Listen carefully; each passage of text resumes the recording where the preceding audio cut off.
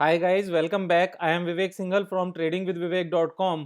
और हमने एक सीरीज स्टार्ट की हुई है जिसमें हम टोटल नॉलेज देने की बात कर रहे हैं स्टॉक मार्केट से रिलेटेड।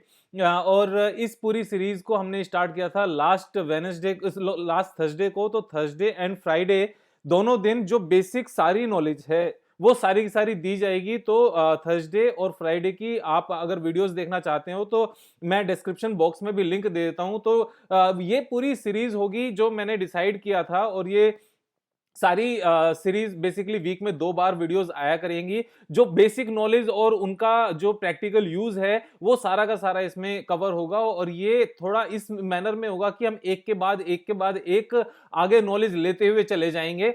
तो आज थर्ड वीडियो है, और थर्ड वीडियो में आज हम देखेंगे कि इनिशियल पब्लिक ऑफर ये होता क्या है, जिसको इनिशियल पब्लिक ऑफरिंग कहते हैं, आईपीओ इसको कहते हैं बेसिकली। तो काफी लोगों ने सुना होगा कि अभी इस कंपनी का आईपीओ आया हुआ है और उस कंपनी का आईपीओ आया हुआ है, आईपीओ को अप्लाई करना है। तो ये आईपीओ होता क्या है, जैसे मैंने लास्ट वीडियो में बताया था, अगर आपको ध्यान हो कि जब कंपनी को हमें जब किसी शेयर को मार्केट में खरीदना होता है तो कंपनी ने अपने आप को उससे पहले लिस्ट करना पड़ता है नेशनल स्टॉक एक्सचेंज पर एंड बॉम्बे स्टॉक एक्सचेंज पर। तो एनएससी एंड बीएससी ये दो एक्सचेंज होते हैं, इनके ऊपर कंपनी अपने शेयर्स को लिस्ट करती है। और यहां पर लिस्ट करने से मतलब ये होता है कि जो प्रमोटर्स हैं वो अपनी कुछ हिस्सेदारी आईपीओ के थ्रू पब्लिक को बेचती हैं। वो पब्लिक को जो बेचती हैं उन पब्लिक में उस टाइम पर एफआईआई भी काउंट होता है, डीआईआई भी काउंट होता है, और इंडिविजुअल्स भी काउंट होते हैं। इसका मतलब ये है, जो डीआईआई का मतलब होता है इंडिया में मेजोरिटी डीआईआई का मतलब होता है domestic means mutual fund houses, domestic institutional investor कहते हैं इसको। और एफआईआई का मतलब होता है जो फॉरेन इंस्टीट्यूशनल इन्वेस्टर्स हैं, यानी कि वो फॉरेन के बाहर की कंट्रीज के इंडिविजुअल्स नहीं है बल्कि इंस्टीट्यूशंस हैं। तो हम तीनों ही इसमें इस तरीके से पार्टिसिपेट कर सकते हैं, इंडियन इंडिविजुअल्स भी कर सकते हैं, एफआईआई और डीआईआई भी कर सकते हैं। तो ये फर्स्ट टाइम जब शेयर्स लिस्ट होता है उस चीज को माना जाता है। आप इसको ऐसे मान के चलो कि एक दुकान पहले से चल रही है लेकिन अभी उसमें खरीदने और बेचने की शुरुआत अब हुई है, तो हमारे पास फर्स्ट टाइम मौका होता है। तो इनिशियली क्या होता है, क्योंकि पब्लिक में ये एनएससी और बीएससी पर ऑलरेडी लिस्टेड नहीं होते, तो दूसरे इंडिविजुअल्स के पास ये शेयर्स नहीं होते और हम इनकी ट्रेडिंग नहीं हो रही होती। फर्स्ट टाइम जब ये लिस्ट होते हैं तो प्रमोटर्स जनरली 20-25% की हिस्सेदारी अपनी बेचते हैं और उसका एक प्राइस डिसाइड करते हैं। जो प्राइस वो काफी एनालिसिस के बाद करते हैं, बैंकर से भी बात करते हैं, ब्रोकर से भी बात करते हैं, और अपना भी हिसाब किताब देखते हैं। ये भी देखते हैं कि सेम इंडस्ट्री की सेम कंपनी किस तरीके से पहले मार्केट में लिस्ट हुई है, वो कितने पीई मल्टीपल चलती है। जो पीई मल्टीपल है इसका वैल्यूएशन से लिंक है, आगे चल के इसकी एक अलग से हम वीडियो बनाएंगे।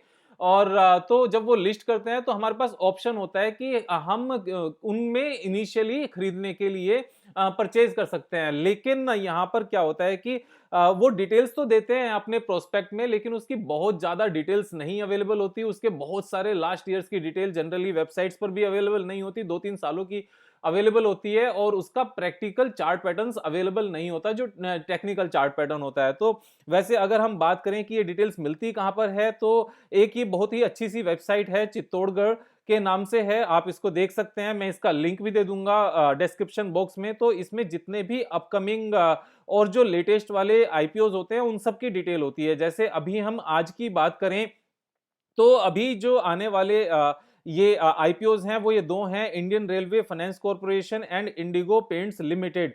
ये दोनों हैं, और ये जनरली 3 दिन के लिए ओपन होते हैं। तो इंडिगो पेंट्स लिमिटेड की जो डेट है वो जनवरी 2021 है, और क्लोजिंग की डेट जनवरी 22 है। और इंडियन रेलवे फाइनेंस कॉर्पोरेशन की ओपनिंग डेट है जनवरी 18 और क्लोजिंग डेट है जनवरी 20। तो ये जब भी आते हैं ये लोट साइज में आते हैं। यहाँ लोट साइज का मतलब है कि हम इतने ही मल्टीपल में परचेज कर सकते हैं। आप इसको ऐसे मान के चलो, जैसे सपोज खुली हुई चीनी नहीं मिलती मार्केट में कि भाई कितनी लेनी है, तो बंद पैकेट आते हैं, और 1-1 किलो के अगर पैकेट हैं तो हम 1.5 kg नहीं ले सकते, क्योंकि वो पैकेट 1 kg का है और वो खोलकर उसको नहीं बेचते हैं। तो हम या तो 1 पैकेट ले सकते हैं, 2 पैकेट ले सकते हैं जो 1 kg के हैं, या हाफ केजी के, जो भी उन्होंने पैकेट्स बनाए हुए हैं।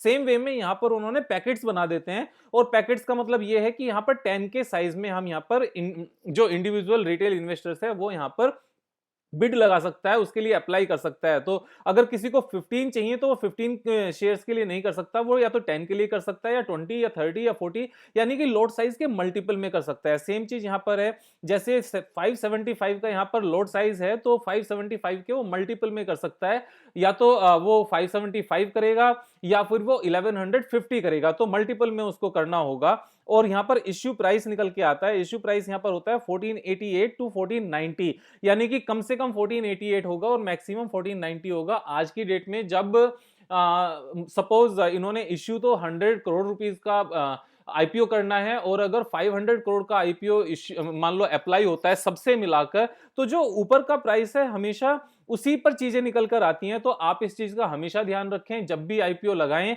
तो जो इस रेंज में हायर प्राइस है उसी के ऊपर लगाएं। तो जैसे इंडिगो पेंट्स लिमिटेड के केस में 1490 प्राइस है, तो 1490 के प्राइस पर ही आपको लगाना चाहिए, 1488 पर नहीं लगाना चाहिए, क्योंकि अगर आप 1490 से नीचे लगाओगे तो आने के चांसेस, मिलने के चांसेस बिल्कुल खत्म हो जाएंगे। अब यहां पर बात ये आती है कि तो टोटल कितने पैसे होते हैं। ऑलमोस्ट आजकल के टाइम में 14 15 16,000 के आसपास का एक लॉट बैठता है। जैसे अगर हम इस पर्टिकुलर इंडिगो पेंट्स की भी बात करें तो 10 शेयर्स हैं, 1490 का प्राइस है, तो 14,900 ये निकल कर आता है। तो ये एक सिंपल सा तरीका है इसका। अब अगर इसकी फर्दर डिटेल चाहिए तो फर्दर डिटेल के लिए आप इश्यूअर कंपनी पे जाओ, कंपनी में अंदर जाकर चेक करो कि इंडिगो पेंट क्या करती है। Indigo paint is one of the fastest growing paint companies in India, and in terms of revenue it is the fifth largest company in decorative paint industry. The company is engaged in manufacturing different types of decorative paints like enamels, emulsion and emulsion कहते हैं इसको, basically wood coating, premier and distemper and putties and cement paints. तो ये अलग अलग सभी तरह के हैं। इससे ऊपर जो बाकी पेंट कंपनीज हैं वो हमें पता है। इससे ऊपर हमारे आते हैं एशियन पेंट आता है, बर्जर पेंट आता है, नैरोलैक आता है और एक्सो नोबल आता है। एक्सो नोबल का जो ब्रांड है वो हमारा ड्यूलेक्स है। तो हमें इस तरह से चीजों को पता होना चाहिए और हम इसमें आगे डिटेल्स देख भी पाते हैं, फर्दर चीजें डिटेल में भी इस चीज को सर्च कर पाते हैं। अब यहां पर एक जो सबसे बड़ा क्वेश्चन आता है वो ये आता है कि क्या हमें आईपीओ में अप्लाई करना चाहिए या नहीं करना चाहिए। अगर आप पर्सनली मुझसे पूछोगे तो मैं जनरली आईपीओ में अप्लाई नहीं करता हूं। उसका सिंपल सा रीजन होता है कि उसके जो पास्ट के फाइनेंशियल इंफॉर्मेशन है, जो बैलेंस शीट है, पीएनएल है, वो बहुत लंबे टाइम की पास्ट की अवेलेबल नहीं होती, तो उसको एनालाइज करना बड़ा मुश्किल हो जाता है। दूसरा एक और रीजन होता है, मैं कभी भी किसी भी शेयर को सिर्फ और सिर्फ बिजनेस या फाइनेंशियल इंफॉर्मेशन के बेस पर नहीं परचेज करता। मैं साथ में टेक्निकल चार्ट जरूर देखता हूं, और क्योंकि ये अभी तक नई कंपनीज हैं लिस्ट होने के लिए, तो इनका टेक्निकल चार्ट ऑलरेडी है ही नहीं। टेक्निकल चार्ट का मतलब ये है कि ये अभी तक एनएससी या बीएससी पर ट्रेड ही नहीं हुआ, लिस्ट ही नहीं हुआ, तो ट्रेड कहां से होगा। तो जब ये लिस्ट ही नहीं हुआ और ट्रेड नहीं हुआ तो इसका टेक्निकल चार्ट नहीं है, तो मैं उस चीज को एनालाइज नहीं कर पाता कि कहां पर बायर्स एंड सेलर्स किस तरह के मूड में हैं और यहां पर ऑपरेटर क्या करने के इरादे से है।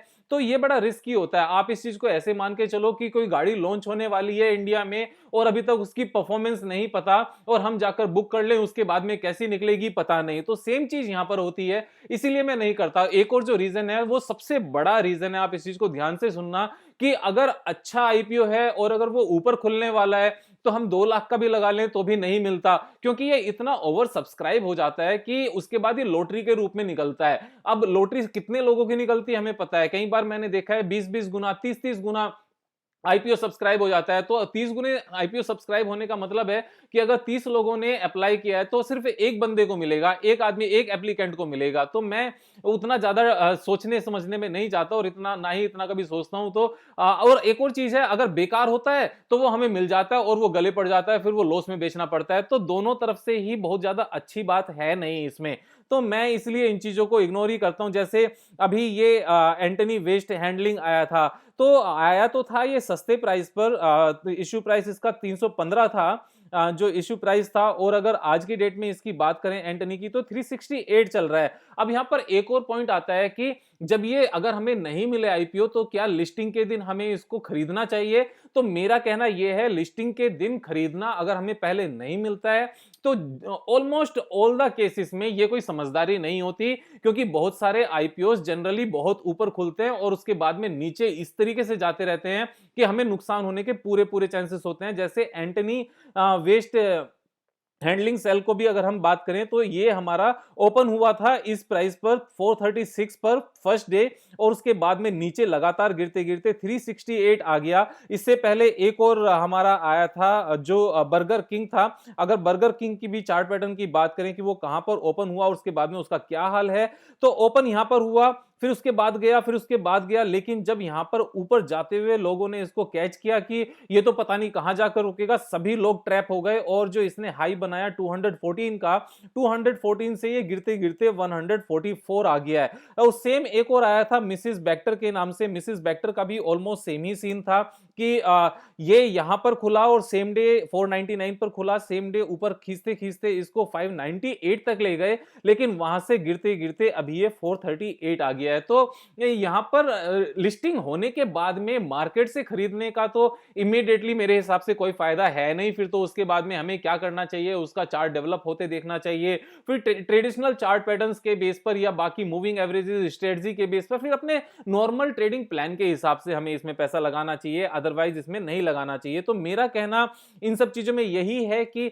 इस तरीके से हम काम करें तो ज्यादा बेटर होता है। जैसे अगर हम मिसेस बैक्टर फूड्स की बात करें और अगर इसके फाइनेंशियल इंफॉर्मेशन की बात करें जो अभी यहां पर अवेलेबल हैं वेबसाइट्स पर, तो देखो कितनी कम इंफॉर्मेशन अवेलेबल है। सिर्फ और सिर्फ 2 क्वार्टर के रिजल्ट्स अवेलेबल हैं। अगर हम क्वार्टरली रिजल्ट्स की बात करते हैं सितंबर 20 क्वार्टर के और पिछले साल के क्वार्टरली रिजल्ट्स, और अगर हम प्रॉफिट एंड लॉस स्टेटमेंट की बात करें तो सिर्फ 3 साल का यहां पर डेटा अवेलेबल है, और 3 सालों में जो नेट प्रॉफिट की ग्रोथ है वो जीरो है, बल्कि नीचे गया है। अब जब नीचे जा रहा है तो इस तरह के प्राइस को मैं तो बिल्कुल भी रखने के लिए वैसे भी नहीं कहूंगा इस तरह के स्टॉक्स को।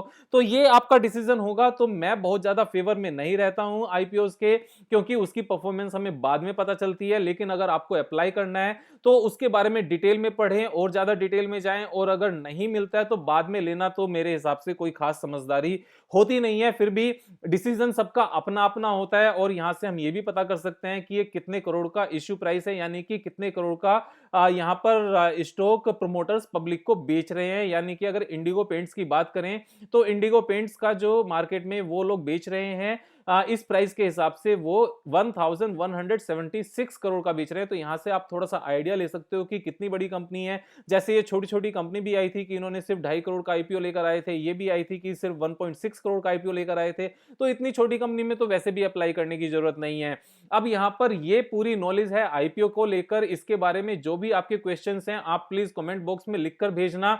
मैं पिछले 3-4 दिन से लगातार कोशिश कर रहा हूं कि सारे ही कमेंट्स के मैं रिप्लाई करूं। और जो हमारी ये फ्री क्लासेस वाली की जो सीरीज शुरू हुई है जिसमें कंप्लीट नॉलेज है किसी भी एक सब्जेक्ट को लेकर, और इस तरीके से डिजाइंड है कि हम आगे बढ़ते जाएंगे और स्टॉक मार्केट की कंप्लीट नॉलेज लेते जाएंगे। और ये उन लोगों के लिए भी है या जो लोग ऑलरेडी ट्रेडर और इन्वेस्टर हैं, और जो लोग फ्रेशर हैं उनके लिए भी है, जिससे हम डिटेल में इन सब चीजों को समझ सकें। तो कल फिर मिलेंगे एक नई वीडियो के साथ जिसमें हम एक नया टॉपिक फिर से लेंगे और उसके बारे में डिटेल में बात करेंगे। तब तक के लिए अपना ध्यान रखना और सब्सक्राइब जरूर कर लेना चैनल को, और अपने दोस्तों को भी सब्सक्राइब कराना जिनसे उनको भी ये सारी नॉलेज मिल सके। I am Vivek Singhal from tradingwithvivek.com। कल फिर मिलेंगे। Thank you so much. Have a nice day.